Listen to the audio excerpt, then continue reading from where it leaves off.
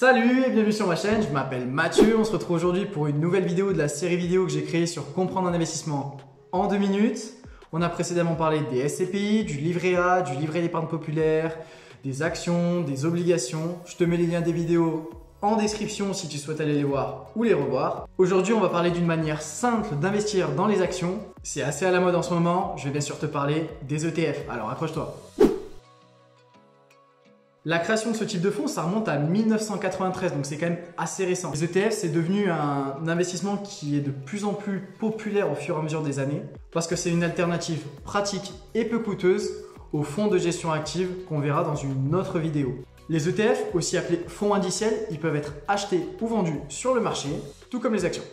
Ils suivent généralement un indice, ça peut être par exemple le S&P 500, le CAC 40 dividende investi, le Nasdaq. Et ils sont conçus pour reproduire la performance de cet indice. Les ETF, ils sont structurés pour reproduire fidèlement la performance de l'indice sous-jacent. Il va détenir des actions, des obligations et d'autres choses dans les mêmes proportions que l'indice de référence.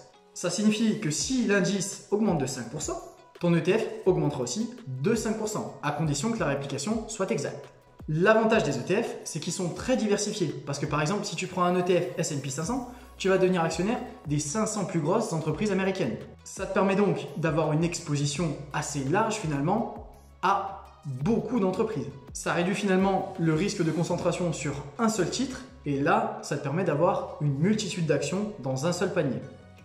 L'avantage des ETF, c'est qu'ils sont aussi peu coûteux par rapport à la gestion active. En effet, les frais de gestion, ils sont nettement inférieurs aux fonds classiques où il y a de la gestion active, c'est-à-dire où les personnes qui gèrent le fonds vont sélectionner pour toi des actions. Tu l'auras compris, les ETF, ça te permet d'avoir une exposition très large sur un grand panel d'actions, d'obligations ou d'autres instruments financiers avec un seul investissement. Tout ça, en plus, c'est en étant peu coûteux et liquide. Les ETF, ça peut être une option intéressante pour les personnes qui souhaitent dynamiser leur portefeuille en ayant peu de frais, mais bien sûr, c'est quand même assez risqué comme type de placement. Comme d'habitude, je t'invite à faire tes propres recherches. On pourrait éventuellement faire une vidéo plus longue pour que je t'explique plus en détail. N'hésite pas à me le mettre en commentaire. Voilà, c'est déjà fini. J'espère que tu as apprécié la vidéo. N'hésite pas à t'abonner et à activer la cloche des notifications pour être au courant des prochaines vidéos que je vais sortir.